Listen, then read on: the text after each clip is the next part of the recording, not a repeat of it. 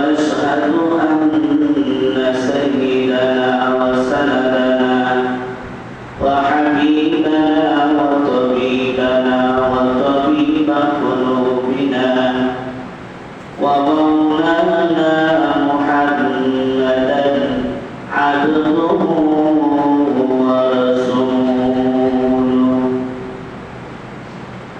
أما بعد فأعوذ بالله من الشيطان الرجيم بسم الله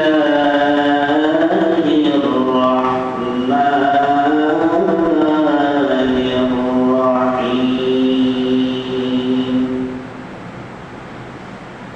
يا أيها الذين آمنوا قوا أنفسكم وأهليكم نارا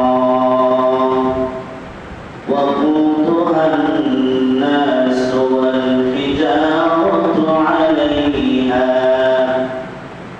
ملائكة غلاظ شداد لا يعصون الله ما أمرهم ويفعلون ما يؤمرون. وعن أبي هريرة رضي الله تعالى عنه عن النبي صلى الله عليه وسلم قال: إذا مات الإنسان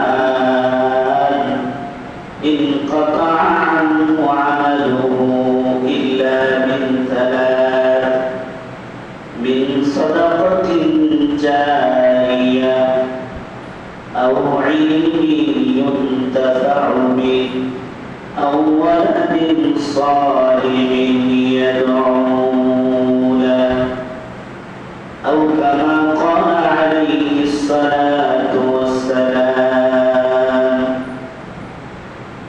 صدق الله العظيم وصدق رسوله النبي الكريم ونحن على ذلك من الشاهدين والشاكرين والحمد لله رب العالمين.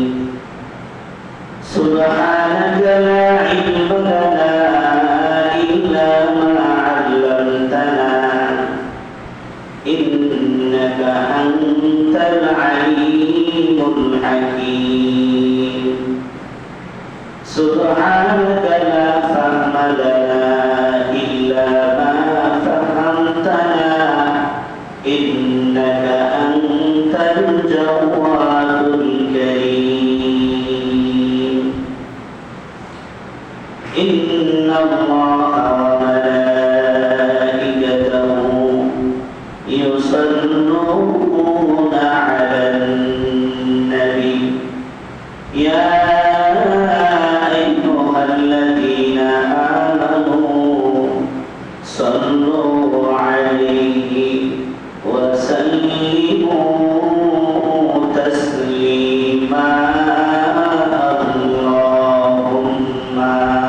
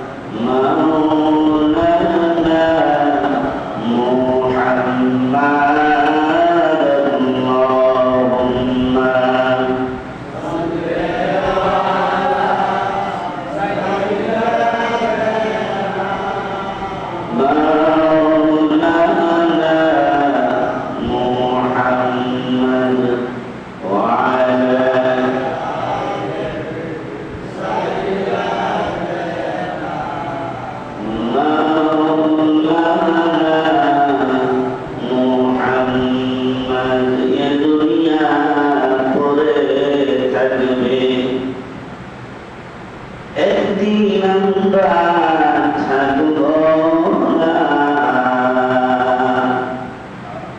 সবাই মোদের ভুলে যাবে, নবী গো আপনি ভুলবেন না। আল্লাহুম্মা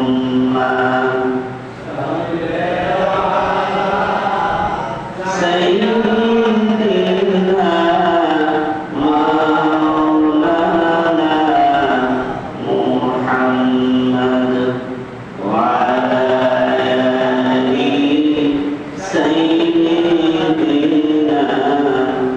মাওলানা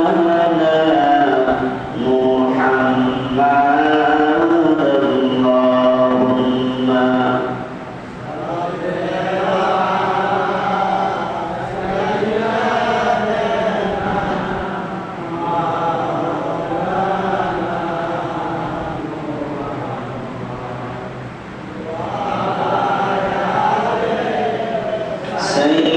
سيدنا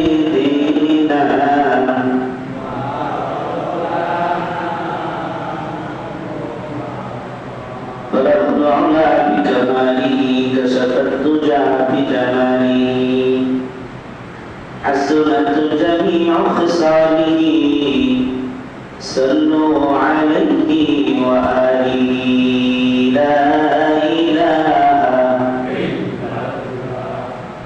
لا إله لا إله إلا الله لا إله لا إله إلا الله لا إله لا إله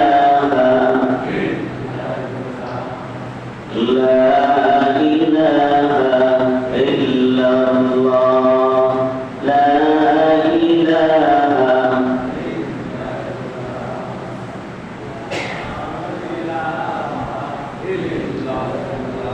لا إله إلا الله محمد رسول الله صلى الله عليه وسلم الله حازري الله ناظري الله شاهدي الله معي الله الله الله الله الله الله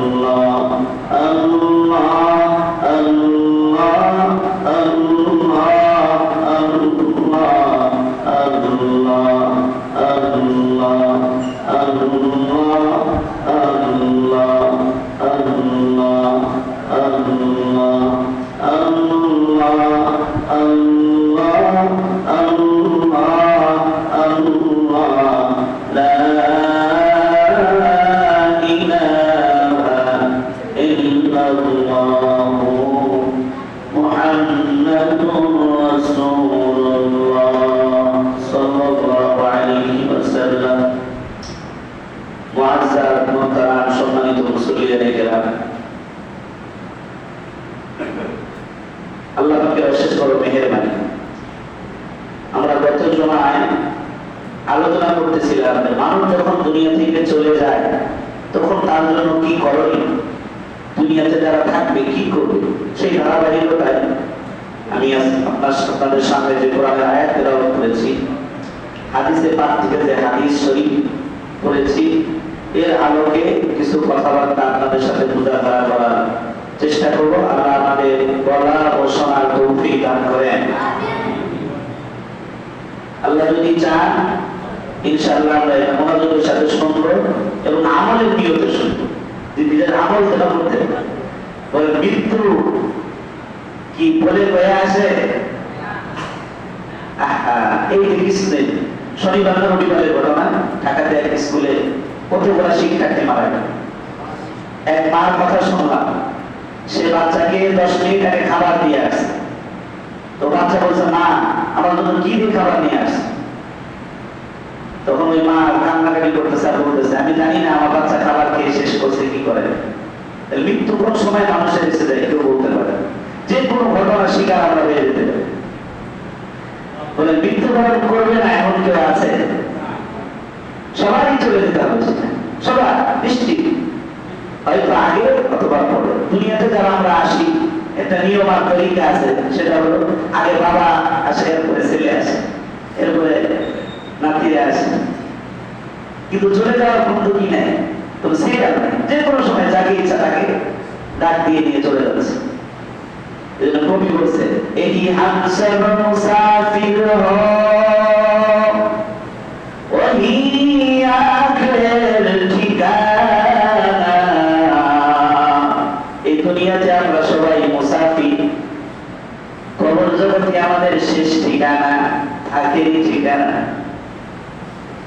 এই হামসর মুসাফির হো ওহি আখের ঠিকানা। कोई आगे रवाना है कोई पीछे रवाना। কেউ হয়তো আগে যাবে, কেউ হয়তো পিছে যাবে। আমরা সবাই রেল স্টেশনে আছি, গাড়ি আসবে আমাদের তুলে দিয়ে। কোন গাড়ি?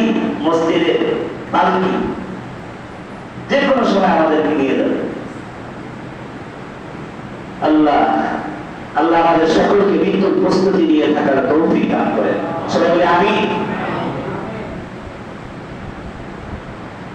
আমি যে আয়াত পড়েছি, এই আয়াত সূরাতুত তাহরীম এর 6 নম্বর আয়াত। যে হাদিস শরীফ পড়েছি, সেই হাদিস শরীফ, হাদিসটা আবু দাউদ শরীফ, মুসলিম শরীফ সহ মিশকাত শরীফের মধ্যে এসেছে। নবী সাল্লাল্লাহু আলাইহি ওয়াসাল্লামের বিখ্যাত সাহাবী, যিনি সবচেয়ে বেশি হাদিস রওয়ায়াত করেছেন, বর্ণনা করেছেন, হযরত আবু হুরায়রা রাদিয়াল্লাহু তাআলা আনহু থেকে বর্ণিত। আমরা প্রথমে কোরআনের আয়াতের অনুবাদটা শুনি, এরপর হাদিসের অনুবাদ করে আমি এর আলোকে কিছু কথা বলবো। আল্লাহ আমাদেরকে আমাদের নিয়তে বলার ও শোনার তৌফিক দান করেন। সবাই বলে আমিন। আল্লাহ যে আমাদের সুস্থ রেখে সুস্বাস্থ্য দান করে মসজিদে আসার পথে তৌফিক দান করলেন, এই জন্য মন থেকে আল্লাহ তাআলার সামনে দিক করে শুকরিয়া আদায় করি, বলি আলহামদুলিল্লাহ। আল্লাহ চাইলে আমাদেরকে মসজিদে না এনে অসুস্থতার মধ্যে ফেলে হসপিটালের বেডেও শুয়ে রাখতে পারবেন। এই জন্য শুকর আল্লাহ তাআলা। আর বিশেষ করে যে সমস্ত বাচ্চারা দুনিয়া থেকে চলে গেলেন দুর্ঘটনার শিকার হয়ে, আমরা দোয়া করি আল্লাহ যেন তাদেরকে জান্নাতের মেহমান বানায়। সবাই বলে আমিন। তাদের আত্মীয় স্বজন যারা দুনিয়াতে আছে, আল্লাহ যেন তাদেরকে ধৈর্য ধারণ করার তৌফিক দান করে, এবং তাদের যে সমস্ত বাচ্চারা চলে গেছে এর চেয়ে উত্তম বদলে যেন আল্লাহ তাদেরকে দান করে। যে আয়াত কারিমার মধ্যে আল্লাহ বলতেছেন, ইয়া আইয়ুহাল্লাযীনা আমানু। এখানে আপনারা খেয়াল করলে বুঝবেন যে আল্লাহ পাক এখানে ঈমানদারদেরকে ডাক দিয়েছেন। এটা হোক না 1400 বছর আগে রাসূলুল্লাহ সাল্লাল্লাহু আলাইহি ওয়াসাল্লামের জামানা আর আমাদের জামানা একই। আমাদেরকে আল্লাহ ডেকে ডাকছে।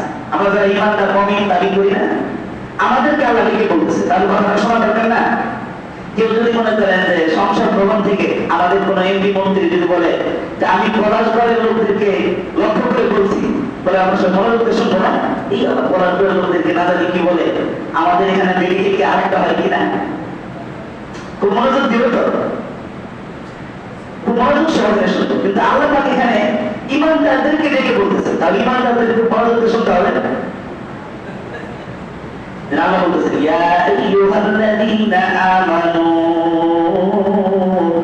হে ঈমানদারেরা, যারা ঈমান আনছো, যারা হিন্দু খ্রিস্টান বৌদ্ধ, এদেরকে ডাকেন, এদেরকে ডাক দিয়ে বলে শুধু ঈমানদার, তোমরা যারা ঈমান আনছো আমি তাদেরকে বলতেছি। ঈমানদারদেরকে আল্লাহ কেন ডেকে বলেন? ঈমানদাররা আল্লাহ তাআলাকে কি করে?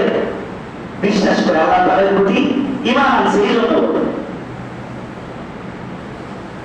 আল্লাহ ডেকে বলতেছেন, ও আনফুসাকুম, তোমরা নিজেদেরকে বাঁচাও। নিজেদেরকে কি করো? রক্ষা করো, বাঁচাও। আচ্ছা বলে তো আল্লাহ বললেন নিজেদেরকে বাঁচাও, রক্ষা করো, যে কোনো এক বিপদ থেকে বাঁচাইতে বলছে। কোনো এক বিপদ আছে না আমাদের আশপাশে, বিপদ হুড় করে যে কোনো সময় আমাদের উপরে এসে পড়তে পারে, এই জন্য আমরা সতর্ক করে দেন এই ইমানদারেরা তোমরা নিজেদেরকে বাঁচাও। আর কাদেরকে বাঁচাইবা? ওয়াহলিকুম, এবং তোমার আহলদেরকে বাঁচাও। আহলের অর্থ আপনারা বুঝবেন, আমরা আহলে বায়াত করি না, আহলে বায়াত মানে রাসূলুল্লাহ সাল্লাল্লাহু আলাইহি ওয়াসাল্লামের পরিবার। আর আহল এদিকে আহলিকুম তোমাদের আহল, আমাদের পরিবার পরিজন আছে না, তাদেরকে বলা হয়েছে যে ইমানদারেরা তোমরা নিজেরা বাঁচো এবং তোমাদের পরিবার পরিজনদেরকে বাঁচাও। তাহলে দুইটা কথা বলছে, ইমানদারদেরকে লক্ষ্য করে বলছে, নিজেদেরকে বাঁচাইতে বলছে, পরিবার পরিজনদেরকেও বাঁচাইতে বলছে। কোন জায়গা থেকে বাঁচাইতে বলছে? ও আনফুসাকুম ওয়া আহলিকুম নারা, জাহান্নাম থেকে বাঁচাও, আগুন থেকে বাঁচাও। এখানে একটা মজার বিষয় হলো, এই আয়াতের মধ্যে আল্লাহ পাক বলেন নাই যে দুনিয়ার আগুন থেকে বাঁচাও না আখিরাতের আগুন থেকে বাঁচাও, ওইভাবে বলা যায় না স্পষ্ট। বাকি পরের অংশ দ্বারা বোঝা যায় এখানে জাহান্নামের উদ্দেশ্য, পরের যে শব্দগুলো আছে এখানে উদ্দেশ্য। তবে মুফাসসিরিনেরা ব্যাপক অর্থ করেন, তারা বলেন আল্লাহ বলছেন ইয়া আইয়ুহাল্লাযীনা আমানু কু আনফুসাকুম ওয়া আহলিকুম নার, আগুন থেকে বাঁচাও। আগুনে পোড়া মানুষগুলাকে আপনারা দেখবেন, কোনো জায়গায় যদি আগুনে পুড়ে যায় সেটা টানে, ডাক্তাররা তো বলেন আগুনে পুড়ে গেছে সরাসরি, এমন রোগী বাঁচাচ্ছে না বাঁচাই ভালো, মানে কষ্ট বেশি হয়, বেঁচে থাকলেও তার কষ্ট কি হয়? অনেক বেশি কষ্ট। আগুনে যে সমস্ত স্থান পুড়ে যায় সেগুলো এভাবে টানতে থাকে। আল্লাহ আগুন থেকে বাঁচার জন্য বললেন মুমিনদেরকে এবং তাদেরকে তাদের পরিবার পরিজনদেরকে বাঁচাইতে হবে। আসলে এখানে যদি ব্যাপক অর্থ করা হয়, আগুন অন্য কিছু নয়, আগুন হলো অশান্তির না। আগুনে পুরো রোগী যেভাবে অশান্তিতে থাকে, এই অশান্তিকেই বোঝানো আছে, তোমরা অশান্তি থেকে বাঁচো। কিভাবে অশান্তি? তো অনেক টাকা পয়সা তোমার হলো, ধন সম্পদ তুমি উপার্জন করলা, এগুলো কি তোমাকে শান্তি দিতে পারছে? তুমি ক্ষমতার অধিকারী, এগুলো কি তোমাকে শান্তি দিতে পারছে? আমি আমাদের এক রাষ্ট্রপতির ঘটনা জানি, উনি বলে যে ক্ষমতা আল্লাহ দিচ্ছে, সুখ অনেক আসবাবপত্র দিচ্ছে, কিন্তু শান্তি নেই মনে। কারণ একটা ডিম যে আমি খাবো, ডিমের মধ্যে দেখি আমার সহকারী খেয়ে ফেলে, কারণ কি? যদি আপনার খাই যদি মরে যান, আপনি খায় মরবেন, এর জন্য অর্ধেক ডিম আমি খাইছি, পরীক্ষা করে দিয়েছি, বললে আমি মরি, আপনার না মরে, শান্তি আছে? আরে মনে করতে চাইলে একটা ডিম খাবো পুরাটা, তাও খাইতে পারবো না। তোদের জ্বালায় কিসের জ্বালায় খেতে পারবো না? ক্ষমতার জ্বালায়। বলে কিসের জ্বালায়? ক্ষমতার জ্বালায় খেতে পারে। ক্ষমতা এটা শান্তিদায়ক? আল্লাহ আমাদেরকে সকলকে বুঝার তৌফিক দান করে। এরপরে আমি এক ভদ্রলোকের কাহিনী আমার চোখের সামনে দেখা। অনেক ধন সম্পদ বিভিন্ন ভাবে অন্যায় পথে উপার্জন করছে, করার পরে শেষ বয়সে তার পেটে এমন এক পাথর হয়, অনেক বড় এক পাথর হয়, তার সব ধরনের খাওয়া দাওয়া বন্ধ হয়ে যায়, শুধু রুটি খাইতে হবে, চাউলের রুটি আছে না, এগুলো খাইতে হবে। আমি যে দুইটা কথা বললাম, ক্ষমতা এবং এই যে বিরাট ধরনের অসুখ বিসুখ পেটের মধ্যে হওয়া, এগুলো আসলে ওই জাহান্নামের আগুনের মতো অশান্তির কারণ। তোমরা এই সমস্ত আগুন থেকে বাঁচো, এটাই বোঝানোর উদ্দেশ্য। এবং পরিবার পরিজনদেরকে বাঁচাও আগুন থেকে। কোন আগুন থেকে? যে আগুনের ইন্ধন হবে মানুষ। যে স্কুলের বাচ্চারা মারা গেল, ইন্ধন তো মানুষ হয়েছে নাকি? ওর আগুনটা জ্বলছে না, ওদের কারণে আগুন আর দাও দাও করে জ্বলছে।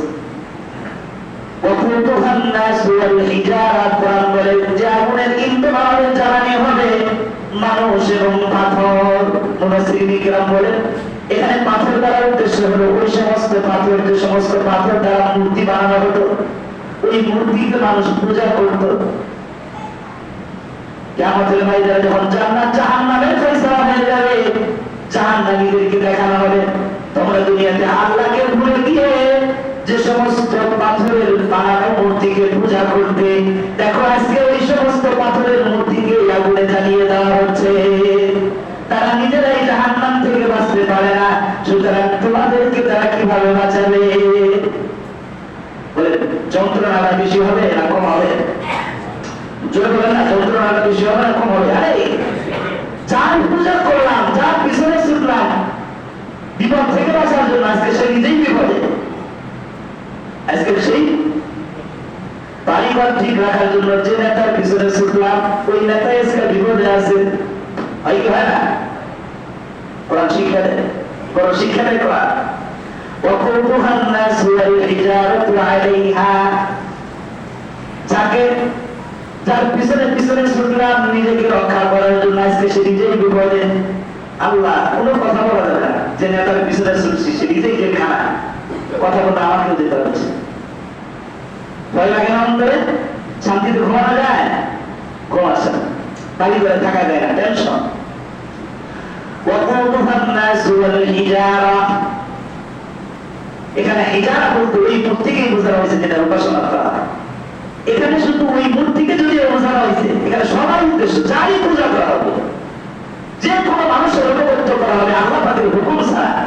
আল্লাহ পাকের হুকুম অনুযায়ী করলে সমস্যা নেই, আল্লাহ পাকের হুকুম ছাড়া যারই অনুগত্য করা হবে, পূজা করা হবে, সেই এই আয়াতের ব্যবস্থা। وقودها الناس والحجارة عليها ملائكة غلاظ شداد لا يعصون الله. আল্লাহ আরেকটু ভয়টাকে কঠিন করতেছে।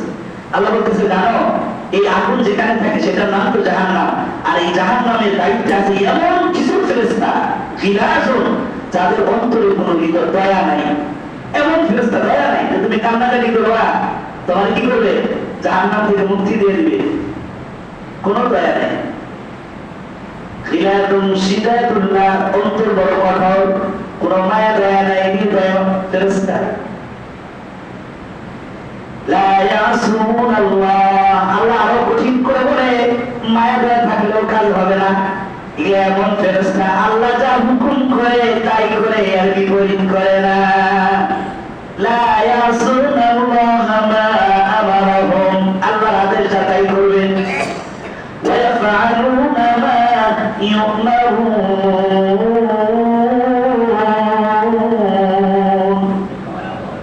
আল্লাহ তাআলা আদেশ করবেন তাই করবেন, বিপরীত করবেন। তাই আয়াত থেকে আমরা অনেকটাই বুঝতে পারলাম যে জাহান্নামের আগুন সহজ হবে না। সহজ হবে? ফেরেশতা নির্দয় ফেরেশতা, আগুন তো আগুনই, দুনিয়ার আগুনই সহ্য করা যায় না, তাহলে জাহান্নামের আগুন কিভাবে সহ্য করবে? তাহলে আমাদের দুনিয়া আখিরাতের সমস্ত আগুন থেকে আমাদেরকে হেফাজত করেন। মানুষের গোসা, মানুষের রাগ, এটা একটা আগুন, যে আগুন অনেকদিন পর পর বিস্ফোরণ ঘটে অনেক কিছু হয়ে যায়। মানুষের ক্ষোভ কিন্তু একটা আগুন। আল্লাহ মানুষের ক্ষোভ থেকে আমাদেরকে হেফাজত করেন। এরপরে যে হাদিসটা আমি আপনাদের সামনে তেলাওয়াত করেছি, এই হাদিসের মধ্যে রাসূলুল্লাহ সাল্লাল্লাহু আলাইহি ওয়াসাল্লাম বললেন, ইদা মাতাল ইনসান ইনকাতা আনহু আমালু, মানুষ যখন মরে যায়, ইন্তেকাল করে, সমস্ত আমলের সব প্রতিদান বন্ধ হয়ে যায়। বলেছেন কে? বলেছে এই কথাটা কে বলেছে? আমাদের নবী বলেছে। বলেন কে বলেছে? সমস্ত আমল বন্ধ হয়ে যায়। ইল্লা মিন সালাস, তবে তিনটি আমল এমন আছে যেটা বন্ধ হয় না, যেটা কখনো কি হবে না? বন্ধ হবে না, জারি থাকবে। মিন সাদাকাতিন জারিয়া, সাদকা জারিয়া, আপনারা শব্দটা শুনছেন, অনেকবার শুনছেন, বিভিন্ন লিফলেটে লেখা থাকে, বিভিন্ন জায়গায় লেখা থাকে, আমরা এই শব্দের সাথে পরিচিত। তাকে বোঝার জন্য বলছে, সাদাকাতুন শব্দের অর্থ হলো উপহার। বলে সাদাকাতুন শব্দের অর্থ কি? উপহার। সাদাকা আরবিতে সাদ দাল কফ, এই শব্দটা ব্যবহার হয় সত্য বলার জন্য। সত্য কথাকে সাদকা বলে, সিদকুন বলে। যে সাদাকার রাজুলু, লোকটি সত্য বলেছে, আরবিতে ব্যবহার হয় এইভাবে। তাই সাদাকাতুন, সাদকাকে কেন বলা হয় সাদকা? যে ব্যক্তি আল্লাহর জন্য সাদকা করে সে তার ঈমানের সত্যায়ন করে, এই জন্য সাদকাকে সাদকা বলা। সহজ ভাষায় বোঝা যাবে। মনে করেন আমি আপনাদের কাউকে অথবা আপনারা কেউ আমাকে প্রতিদিন খাবার দাবারের খোঁজ খবর নেন, মাঝে মধ্যে এসে বিভিন্ন জিনিস হাতিয়ে দেওয়ার চেষ্টা করে, তা আমার সাথে যে লোক থাকবে সে বলবে লোকটা হুজুরকে খুব মহব্বত করে, বলবে না? প্রমাণ, প্রতিদিন হুজুরে এসে খোঁজ খবর নেয়, প্রতিদিন নেয়, প্রমাণ কি নেয় না? কোনো মেয়েকে যদি কোনো পরিবার পরিজন যদি বলেন আমি তোমাকে অনেক ভালোবাসি, অনেক ভালোবাসি, কিন্তু কিছুই করেন না তার জন্য, বলবে তোমার ভালোবাসা আমার লাগবে না, তুমি মিথ্যুক ভালোবাসো, তোমার মিথ্যা ভালোবাসার দাঁড়িয়ে তুমি মিথ্যা বলে। আর যদি এক কাজ করেন, প্রতিদিন তার খাবারের খোঁজ খবর নেন, নিয়মিত তার কাপড় চোপড় দেন, হ্যাঁ তার চুলা আগুনে রান্না বান্না করতে তার কষ্ট হয়, এই জন্য লাকড়ির চুলা না দিয়ে গ্যাসের চুলা কিনে দিচ্ছেন, হ্যাঁ এরপর আরো উন্নত যে টিস্যু পেপার কিনে দিচ্ছেন, মুখ টুক মুছবে, ভিতরে সাজসজ্জায় সুন্দর রাখার জন্য এসি লাগাই দিচ্ছেন, মানে সুখ শান্তির যা সবকিছু করে দিচ্ছেন, কিন্তু মুখে কখনো বলেন নাই যে আমি তোমাকে ভালোবাসি। এই মহিলা মানুষকে বলবে যে আমার স্বামী আমাকে ভালোবাসে, বলবে কি বলবে না? যদি আপনি কোনোদিন বলেন নাই যে আমি তোমাকে ভালোবাসি, কিন্তু মহিলা মানুষের কাছে বলে বেড়াবে আমার স্বামী অনেক ভালো মানুষ, আমাকে সে ভালোবাসে। যদি জিজ্ঞাসা করে তুমি কেমন বুঝবে সে তোমাকে ভালোবাসে, আমার কষ্ট হবে বলে রাইস কুকার কিনে দিছে, আমার কষ্ট হবে বলে বাসায় ফ্রিজ এনে দিছে, আমার কষ্ট হবে বলে এসি লাগাই দিছে, ভালোবাসার প্রমাণ কিনে দিল। তাহলে সদকাকে সরকার এই জন্য বলা হয় যে এটা মানুষের ইমানের প্রমাণ বহন করে, এই জন্য সদকাকে কি বলা হয়? আরো ইতিহাস আরো লম্বা করে যদি বলি তাহলে দেখবেন ইমানের লাইনে যে যত বেশি আগানো তার দাম সদকা তত বেশি। বলেন ইমানের লাইনে রাসূলুল্লাহ সাল্লাল্লাহু আলাইহি ওয়াসাল্লাম পরে সবচেয়ে উম্মতের মধ্যে কে সবচেয়ে বেশি আগানো ছিল? চলে বলেন আবু বকর রাদিয়াল্লাহু তাআলা, তার দাম খায়রাতও কিন্তু সবার চেয়ে বেশি ছিল। মহিলাদের মধ্যে ইমানের লাইনে সবচেয়ে আগানো কে ছিল? খাদিজা রাদিয়াল্লাহু তাআলা, তার দাম সদকাও কিন্তু তত বেশি ছিল। দেখেন ইতিহাস করে তার সমস্ত সম্পদ রাসূলকে দিয়েছে। সদকাকে এই জন্য সদকা বলা হয়, সদকা ইমানের সত্যায়ন করে। আল্লাহ পাক আমাদের ইমানকে সত্যায়িত করার তৌফিক দান করেন। তাহলে সাদাকাতুল জারিয়া এমন সদকা যেটা প্রবাহমান চলতে থাকে, যেটা তার সব মানুষ মৃত্যুবরণ করার পরেও চলে। তো উদাহরণস্বরূপ মনে করেন যে একটা জমির ব্যবস্থা করবে যেখানে মানুষ নামাজ কালাম করবে, মসজিদ দিয়ে আপনি তো ইন্তেকাল করে চলে যাবেন, যতদিন মানুষ এই জমিতে নামাজ পড়বে, যতদিন নামাজ চলতে থাকবে, আপনি কবরে শুয়ে বিনা পরিশ্রমে সেই নামাজের সব পেতে থাকবেন। সুবহানাল্লাহ বলেন। এই আমাদের এখানে মসজিদের জন্য যারা জমি দিয়েছে তারা ইন্তেকাল করবে না একদিন, বলে করবে কি করবে না? তখন তারা আমলের সুযোগ পাবে না। কিন্তু এখানে তো নামাজ চলতে থাকবে কিয়ামত পর্যন্ত।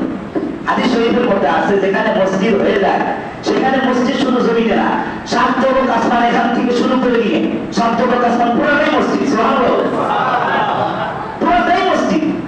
এই জন্য মসজিদ একবার কোথাও হয়ে গেলে সেখানে অন্য কিছু করা যায় না,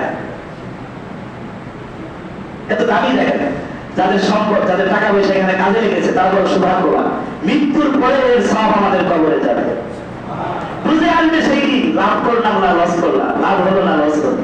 এখন হয়তো সাময়িক ভাবে মনে ধাক্কা রাখতে পারে, এত টাকা দিয়ে দিলাম অন্য কাজ করলে আগায় না, বুঝে আসবে। সদকায়ে জারিয়া কে বলেছে? নবী বলেছে। কে বলেছে? নবীজিকে মিথ্যাবাদী কেউ বলতে পারে না। সাদাকাতুল জারিয়া, এটা তো মসজিদের কথা বললাম। একটা গাছ লাগায় গেলে অনেক বড় গাছ, গাছের অনেক ছায়া দিয়েছে, মানুষ যখন রোদে তুলে কষ্ট হয় সেই গাছের ছায়া দিতে এসে বসে যায়। যতদিন এই গাছ থাকবে মানুষ ছায়া গ্রহণ করবে, উপকৃত হবে, ততদিন আপনি কবরে শুয়ে মানুষকে আরামে রাখার সব পাইতে থাকবে। সরকার গাছ লাগানোর জন্য অনেক জায়গায় উদ্যোগ গ্রহণ করেছে, বিভিন্ন স্কুলে দেখলাম বাচ্চাদের কাছ থেকে টাকা নিচ্ছে, আপনারা লাগাইতে পারেন গাছ, সবের কাজ, সদকায়ে জারিয়া, এটা সব পাবেন। আরো সুযোগ থাকতে পারে, কোন জায়গায় কোন মসজিদে ভালো ওযুখানা নেই, ওযুখানার ব্যবস্থা, আপনার ওযুখানা একটা সুন্দর করে করে গেলেন, আপনি তো একদিন দুনিয়া থেকে চলে যাবেন, আমিও চলে যাব। এই ওযুখানায় যত মানুষ ওযু করবে, ওযু করে নামাজ কালাম পড়বে, আপনি কবরে শুয়ে বিনা পরিশ্রমে এর সওয়াব পাইবেন। এটা এই সমস্ত সুযোগ আসলে হাতছাড়া করা যায়। সাদাকাতুন জারিয়া, এই সমস্ত সদকা, এই সমস্ত দানকে সদকায়ে জারিয়া বলা হয়, যেটা মৃত্যুর পরেও চলতে থাকে। আল্লাহ আমাদের সকলকে এই সমস্ত নেক কাজে অংশগ্রহণ করার তৌফিক দান। আরেকটা হলো আল ইলমি ইউনতাফাউ বিহি, এমন ইলম, এমন জ্ঞান যার দ্বারা মানুষ উপকৃত হয়। এটা হতে পারে কোরআনের জ্ঞান আমরা যেটা শিখছি, এবং অন্যান্য জ্ঞানও হতে পারে। আচ্ছা বলুন, যারা দর্জির কাজ করে তাদের ওই শিক্ষা দ্বারা মানুষ উপকৃত হয় না? তারা মানুষকে জামা কাপড় বানায় নিতেছে না?